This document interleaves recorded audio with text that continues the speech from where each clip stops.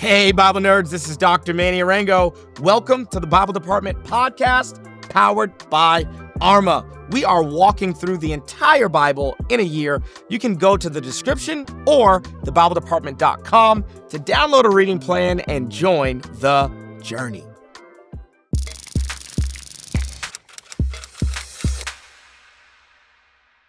Fam, welcome to day 139. We are still in the book of Joshua. We got a big chunk today, Joshua chapters 14 to 19. Now, you may be a little upset that on our Bible reading plan, we put this much reading on one day. But to be honest, I think you're going to thank me because we don't want multiple days of just like land allotments, okay? So, when I broke down the book for you at the very, very beginning, I told you that Joshua 1 through 5 was prep for conquest. Joshua 6 through 12 was the actual conquest. Yesterday, we kind of crossed the line and conquest is over. Chapters 13 to 22 are all land allotments. Okay, so we tried to put a lot of the land allotments here on today's reading assignment, day 139. So it's a bit of a hard climb. It's definitely not the most invigorating reading in the world, but I think that the Holy Ghost still wants to talk. I think the Holy Spirit wants to tell us something. And so if you've done the reading, I'm proud of you. And we're going to get into some context clues, some nerdy nuggets, and I'm going to leave you with a timeless truth. If you haven't done the reading, I really, really want you to do the reading. Don't substitute reading the Bible for hearing me talk about the Bible. Don't do that with anybody. And so definitely make sure that you do the reading. All right, context clues, okay? In order to appreciate what we would probably say is pretty like boring reading material, you need to know just how climactic this moment is, okay? The people of Israel are finally getting their inheritance. So imagine you wanted something for, years and you finally got it, There's nothing more important that God has for his people than a home, than rest, than land. Like this is a massive, massive, massive deal. So let's kind of put this in context. We'll move into our context clues. I'm going to give you two numbers. We can wrap our head around these numbers. People kind of date Abraham's life to 2100 BC. They date the conquest to right around 1400 BC. And there's discrepancy on that. Some scholars are going to give different dates. Those are just the dates that I like, okay? So if you use just that framing, they have been wandering around for 700 years. 700 years of like nomadic life and life enslaved in Egypt and wandering around the desert. They've been living 700 years believing God's going to bring us into a land one day. We're not just going to be wandering around. And I think all of us have this thing in us that has an innate longing for a home, for rest, to be in a place that is predictable and dependable and where we can put roots down. So 700 years means, man, it is long past overdue. So that's that. So that's kind of like a big number. 2100 BC is the year, is the approximate dating for Abraham. 1400 BC, the approximate dating for the conquest.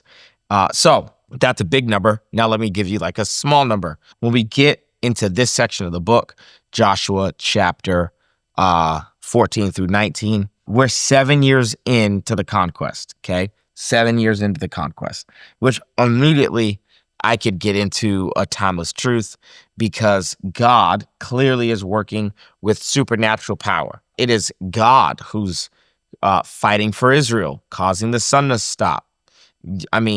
Just fighting with hail. Just the Lord is fighting, causing the walls of Jericho to disintegrate. Just God is fighting for Israel. But just because you have power doesn't mean that God still isn't going to bring you through a process. And we're going to see that as a bit of a theme with today's reading. So power doesn't negate process. So there's still going to be 7 years, and they're still not completely done settling the land. So that's that. Now, we're going to move into land allotments, which are essentially real estate agreements. Real estate agreements between Yahweh and the people of Israel. And we can't look at every single tribe. We just don't have enough time. And I bet nobody's complaining about that. But we can look at some major tribes. So the first tribe is the firstborn son of Jacob, which is Simeon. Which is Reuben. Reuben is not gonna get much land, but we kind of know that because of how things went down back in Genesis 49. Okay, so if you go to Genesis 49, and we can see what Jacob said to his sons. Reuben, you are my firstborn. This is Genesis 49, verse 3. You are my firstborn, my might, the first sign of my strength, excelling in honor, excelling in power. Turbulent as the waters, you will no longer excel, for you went up onto your father's bed on my couch and defiled it. So, Reuben, I think he took Bilhah, his father's maidservant, which would have been the equivalent of trying to usurp his dad's patriarchal authority and usurp the position of patriarch for his family. So Reuben's allotment is not impressive. Sorry, Reubenites. The next two brothers get a prophecy in Genesis 49 as a tandem.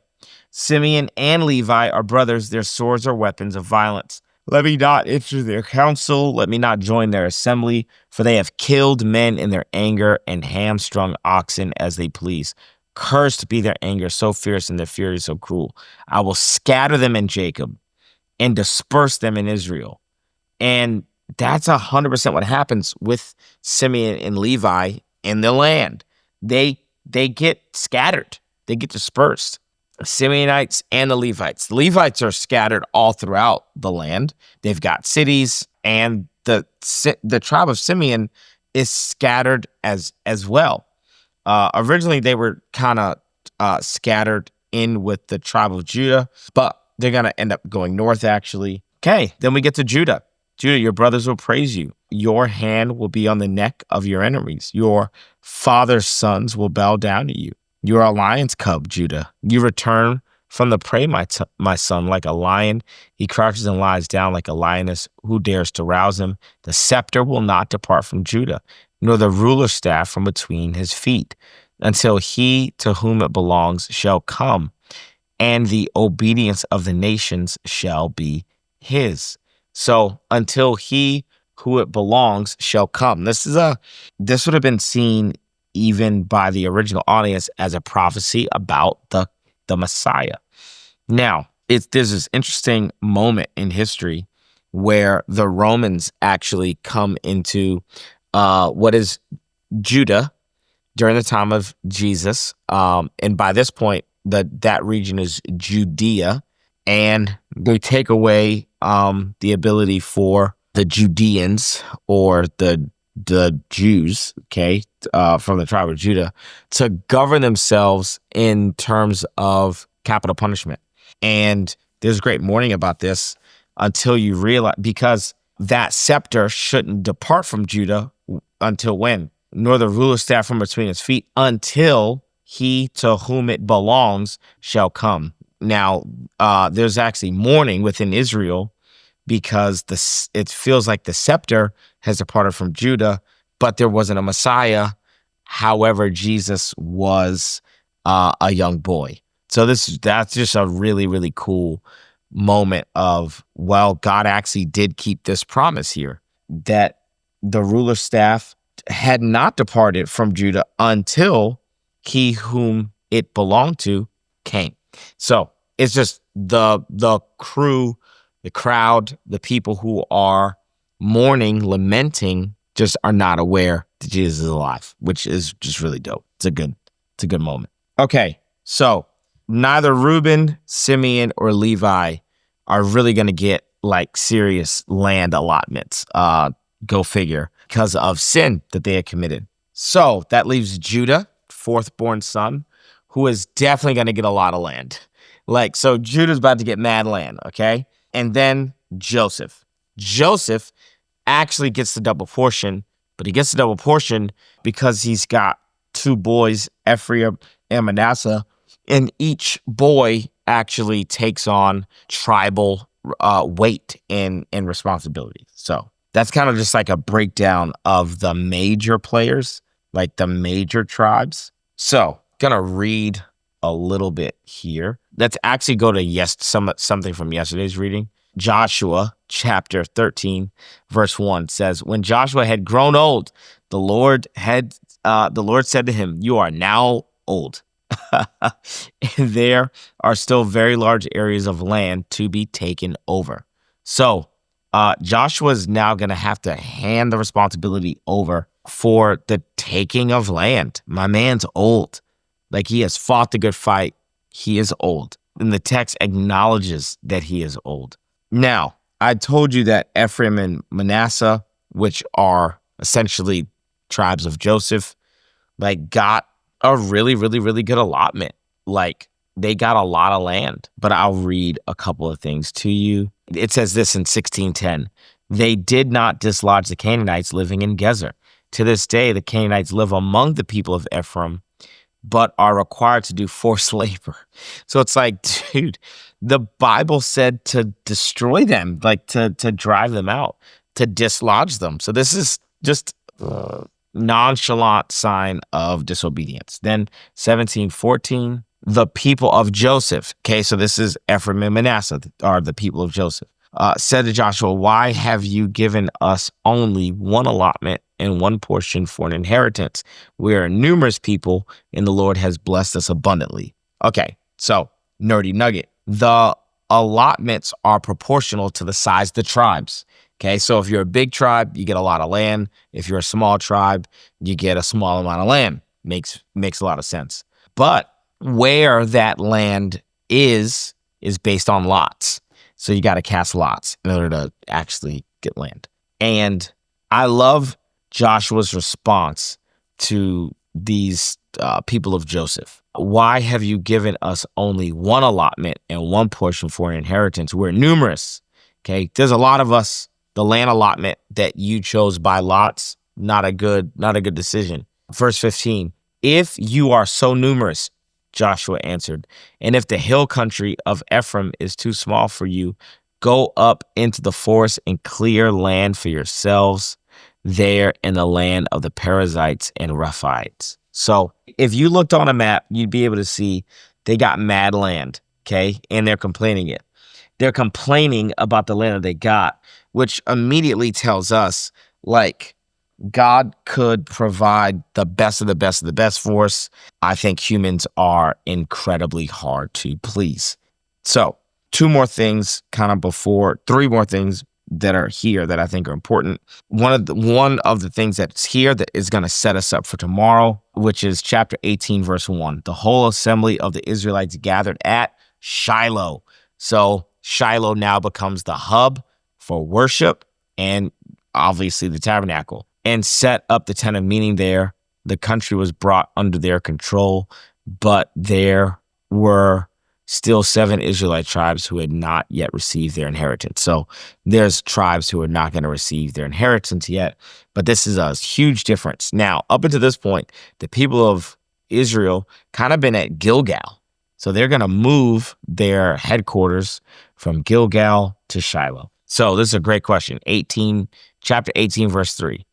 How long will you wait before you begin to take possession of the land that the Lord, the God of your ancestors, has given you? This is classic. This has been provided by God, and all is required is your participation. And they still drop the ball. Like, Joshua said to the Israelites, how long will you wait before you begin to take possession of the land that the Lord, the God of your ancestors, has given you? Like, hey, you own it. It's been gifted to you by God. There's a real estate agreement here where you are responsible for this land, but there's no chutzpah. Like there's no motivation to actually go possess it, which means driving out other people groups. How long will you wait? How long will you be nonchalant? How long will you not access that which God has actually provided to you?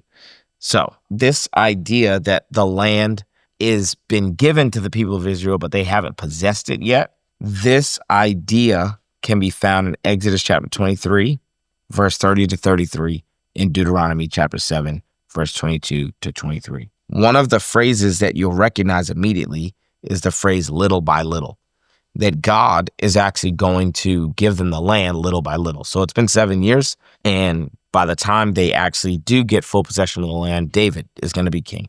So little by little. You can do a lot of teaching, preaching, all types of stuff with just that concept.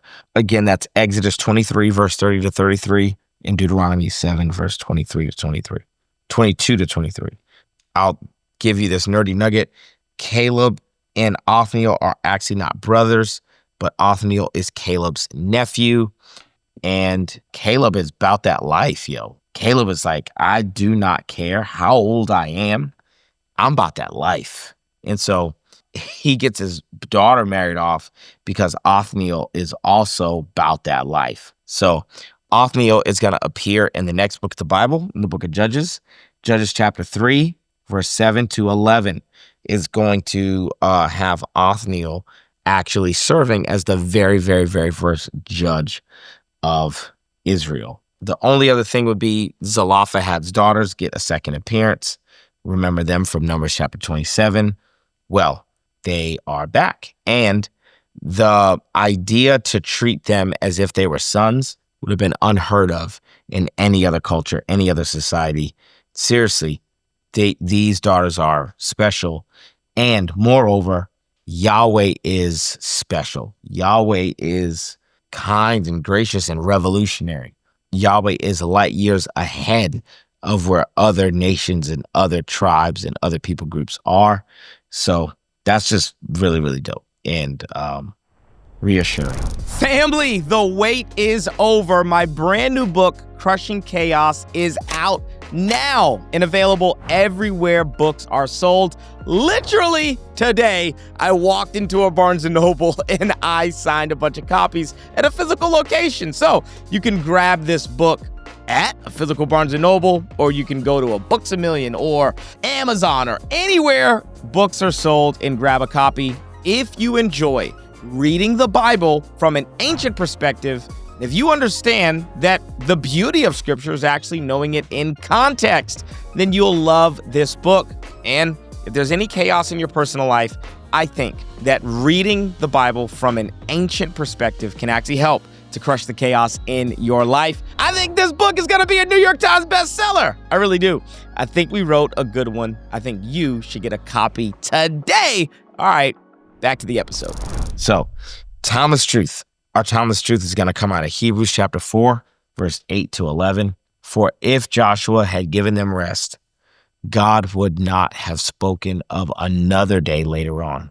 So then, there remains a Sabbath rest for the people of God. For whoever has entered God's rest has also rested from all his works as God did from his. So, are the people going to get land? Yes. Are they going to get rest in the land? Kinda. But that's complicated. Our timeless truth, okay? Our timeless truth is that, was God giving the people rest? Yes. Was it the complete rest that we long for? Absolutely not. Was it a glimpse of the rest that we long for? Yes. Where is rest found? In the person of Jesus, in the person of Yeshua. That's where rest is found. The anglicized version of Yeshua is Joshua. So I think that there's a massive link here between the person who brings the people into the land to get rest and then the ultimate person who provides rest in his presence. And that is Jesus. All right. I gave you some context clues, gave you some nerdy nuggets. I gave you timeless truth. I'll see you right here tomorrow as we wrap up the book of Joshua.